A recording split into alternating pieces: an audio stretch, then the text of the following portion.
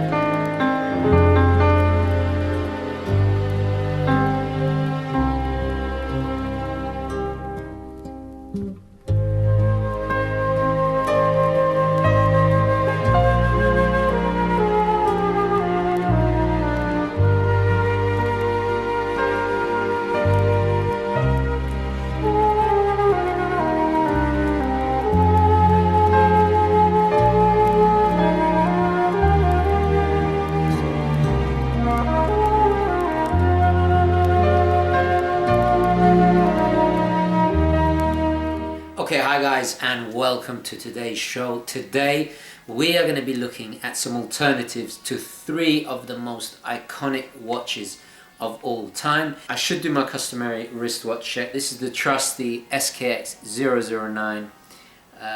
It never ends, my affinity, love and admiration. In many ways this is just as a classic as the three we're going to be looking at today. Now this video comes about basically like many of the concepts of my videos. I'm responding to a huge amount of frequently asked questions. You guys have constantly been asking for more affordable alternatives or watches similar to these three. Now bring them nice and close. I should do this as the thumbnail, so I'm going to do a really cheesy face. I think something like that. Yeah, like yeah. Back to the matter at hand. Now, the rules are very, very simple. It's got to be a more affordable alternative to these three watches, but it must not be a homage. It's got to have its own kind of identity, and it's got to be a watch that I've personally had experience with. I did some thinking and I've come up with several alternatives for each watch to suit every budget. We got some entry-level pieces and then we got some mid-range pieces as well. We'll start with Breitling Navitimer here. Now this is probably one of the most classic, iconic aviation watches. So what stands out about the Navitimer? Well, aviation watches generally are quite large because pilots have to read them. They tend to have a slide rule bezel for doing calculations, fuel consumption, distance, speed, that kind of stuff. So I thought about what watches are similar, and the first watch that came to mind, this is the SNA 411. This is one of my all-time favorite watches. I actually own this before I had a channel. It's a fantastic little aviation piece, 40mm, so actually smaller than the Navitimer. Has of course the sliding bezel, all the same scales you would find on the Navitimer. Has a quartz movement, so it's very affordable. I've done a full review of this particular watch, so have a look back in the archives and you'll find it. Seiko Flighmaster, comes in a variety of different colours. It has a screw down crown and screw down pushers, which boosts its water rating, its water resistance rating, all the way up to 200 meters. So you can actually go diving. It's not very common that you can go diving with an aviation watch. It's a really fantastic watch. I absolutely adore it. It's got a beautiful domed crystal there. It's got dual time, chronograph obviously. At first glance it kind of looks like a Breitling Navitimer, but it's got its own character, it's got its own charm, much more robust than a Navitimer. So perhaps even if you're a Navitimer fan or you own a Navitimer and you want something similar as a beta watch, this is a really good way to go. So what if you got a little bit more money to spend? My second recommendation for an alternative to the Navitimer is the Hamilton X Patrol. Have a look at the X Wind as well, but the X Patrol in particular is one I truly love. I've owned this watch twice, in fact. Again, before I had the channel. I sold it and then I did a classic rebuy. I regretted selling it. I actually bought it back. What's quite interesting about the X Patrol, it has the Valjoux 7750 movement, which can be found in a lot of the Breitling chronographs. So it's actually got a Swiss automatic movement in there. Obviously it's not going to have the chronometer certification, it's not going to be as modified as the Breitling would, but it is a Swiss made movement. And Hamilton are a great brand. They have a huge rich heritage of their own. In my opinion, a very kind of underrated brand. You can be really proud of your Hamilton watch. And what I love about the X Patrol, it has some really quirky characteristics. At first glance, yeah, it looks very similar to the Navitimer, but it's got its own charm about it. There's this fantastic little beveled edge just below the bezel. You have to look at it from the side to see it. The exhibition display on the back is in the shape of propeller blades. It's got the day and date complication. You can get it in the panda dial or in negative with the inner rotating bezel, which is actually operated by a second crown on the left side, if I remember correctly. You can get it on a strap, you can get it on a bracelet, or a very cool rubber strap. I actually got it first on the leather and then the rubber. And the rubber strap was fantastic. It had this beautiful push button deployment buckle on it. Now, I've got to be honest with you, just to show you how good this watch is, I came this close to rebuying it not that long ago, a month ago, and you know, I own the Navitimer. So what does that say about the watch? That it's so enjoyable, it's so fun, and also it's unique, that I still lust after it even though I have a Navitimer. That's how good it is. But you know, I had to draw the line somewhere. I can't buy everything, you know. But anyway, it's a great watch. It is a bit big. It's a bit too big for me now. When I was a bit of a larger chap, it's 42mm in diameter, but it's a great watch. And I think, you know, between that and the Flighmaster, which is a little bit smaller at 41. In fact, the Flighmaster, this particular Flighmaster, I got for just over 100. I think I paid $120 used.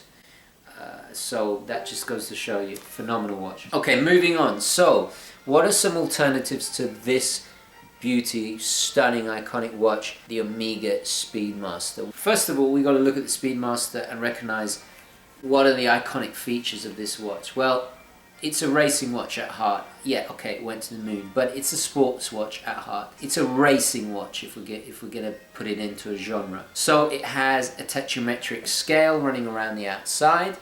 This is used to calculate speed, and it's a chronograph with 3 subdials. So with those characteristics in mind, my first immediate thought is the Swatch Irony, and this is a great entry-level alternative with just as much personality. But the great thing is, it's its own thing. You've got the tetrametric scale, you've got the chronograph there, and it's very affordable, around about the $200 mark. There's 2 versions. There's an entire stainless steel silver dialed version, and there's also the black dial version. The black dial version is especially very kind of Speedmaster-esque. What I like is that you can get some really fun variations that have a little bit more pizzazz, that can play with the design. So that's where I'd start off, you know, around about the $200 mark. Okay, so moving on, another great alternative, again with the classic components that make the Speedmaster, the tetrametric scale and the chronograph, the Oris Artix GT. This is, again, like the Hamilton X Patrol, with a 7750 Valjoux caliber movement inside of it. What is great about Oris is they are a brand that really have a strong individual, unique identity of their own. And yeah, at first glance, you can see a lot of similarities to the Speedmaster, but again, it's got its own character, its own charm, its own unique features. I haven't actually got any particular one version in mind. There's quite a few different versions in different sizes. I owned the Arctics without the chronograph, with just a simple date in a smaller size, and you can get them with various different complications, which is great. There's a day-date version, but if you want to really kind of go in that Speedmaster direction, the chronograph is gorgeous. It is a bigger watch. You know, the thing about the X Patrol and the Arctics is that 7750 movement is a tall one, so they are quite tall. What I like about Oris is they are a brand that's been independent for over 100 years. They're still innovating hugely to this day. Last year they released their first analog altimeter, their first analog depth gauge. They have a ton of very unique watches. They don't copy anybody. They really do their own thing, and it's something I hugely admire and respect. And also the quality of Oris. Nobody really talks about Oris enough. Their quality is outstanding. I would say the finishing of their cases is comparable to Omega. That's the level. You look at the most affordable Oris Aquis Diver, for example. The finishing is impeccable. It's as good as a Seamaster, an Omega Seamaster. It really is. And the last thing I'll say about them is it's still got that different vibe about it. It's exciting. It's a bit more of a contemporary, modern design. Speedmaster still, at the end of the day, is quite a traditional design. The Oris Artix is a little bit more brash. It's a little bit more younger, exciting, vibrant. So it's definitely a great alternative. Okay, so moving on, well, probably saving my favorite to last, and that is, of course, the iconic Rolex Submariner. So what are the features of the Rolex Submariner? Well, it's a diving watch, obviously. So whatever alternative you get, it's going to have that high water resistance rating. It's got a unique directional bezel, and this has got to be the best bezel ever. I've still yet to experience a bezel as smooth and just gorgeous. Anyway, sorry, I'm getting distracted. Screw down crown, all the rest of it, big looms, you know, all the standard fare you'd look for in a diver. It's got to be robust, it's got to be easy to read, you know, the luminescence underwater, all the rest of it. So those are the key features of a diver. So let's start at the more affordable end. And what's my first recommendation? Well, I'm wearing its sister or its brother, depending on how you look at it, and that is the SKX 007. This is the 009, but the 007 is the black dial version and black bezel version of this particular watch. Now the Seiko, guys, you know I don't have to go on and on about the Seiko SKX. It is a cult watch, an ISO certified diver with a huge following in the diving community, worldwide respected. It's got its own character, its own unique design. What is great is that it's affordable, yet it's not a homage, but still maintains that look of a classic diver. It's robust, it's got fantastic loom. They've been known to go for 15 years without a service. They are fantastic. You can knock them about and not worry whatsoever. Another alternative is the Orient Ray, the Orient Mako. Again, unique in their own ways, a little less character than the SKX, and they're not ISO certified divers like the SKX is. Still relatively new to the game, but they are great watches nonetheless. Now, of course, we've got a whole lot of homages in, you know, from around the $500 mark and above. In all honesty, we're not doing homages in this video, so I think the best alternative really to a Rolex Submariner has got to be the Tudor Submariner. You can pick these up for several grand on the used market. The smaller ones, the mini sub and the mid-size ones, are a lot cheaper, obviously because the larger sizes are more desirable. They have so many characteristics of the Rolex Submariner, you know, the Mercedes hands, even all the rest of it. But actually, I'd go with the snowflake hands, maybe in a different color like a blue, to kind of set it a bit more apart from your standard Rolex Submariner fare, unless you really want that Rolex look. At the end of the day, you're still buying in to real Rolex DNA. Okay, the case is Rolex. You know, some of the older ones even have Rolex on the crown and on the clasp, that kind of thing. But inside you've got a more affordable, cheaper to service movement in the form of an ETA, that kind of thing. It's not a homage because it's still owned by its bigger brother company. It's still part of the same group. So it's not a homage, which is great. So you're getting a Rolex Submariner for a fraction of the price. Okay, it's not the in-house, but if you do want to go in-house, there is an alternative, and of course the Tudor Pelagos. Now there is the Pelagos from a few years back, which again is a modified ETA, but the new Pelagos, if you still want to have that in-house, the new Tudor Pelagos is in-house. And from my understanding, the new silicon hairspring that's in there makes it more anti-magnetic and shock resistant, so it is actually more a bit like the ceramic Submariner. It's got that more contemporary upgrades in the movement,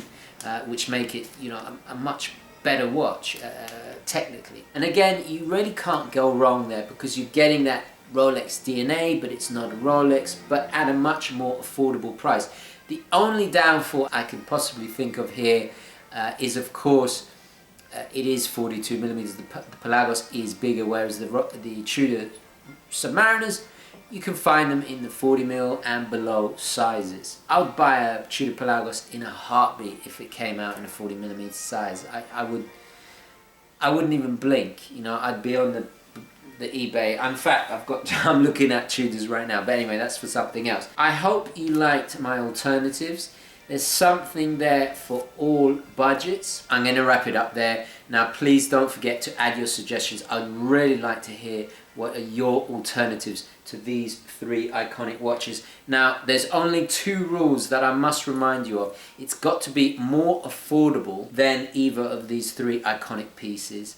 And also, it cannot be a homage. Because people keep asking me, You know, they want something that looks similar, but they don't want a homage. They want something with its own character, with its own personality. So, down below, please, let's help these people out. Let's share the knowledge. These are, of course, my choices. I'm talking from experience, from watches I've been exposed to, from watches I've actually worn myself, and also my personal preference if I was going to buy into these watches myself. But this is my opinion. I'd really like to hear yours. So please, guys, down below in the comments, let me know of your suggestions. Thank you very, very much for watching. Of course, don't forget to like this video if you enjoyed it and found it useful. It really does help me. And as always, guys, I'll catch you in the next one. Okay, ciao.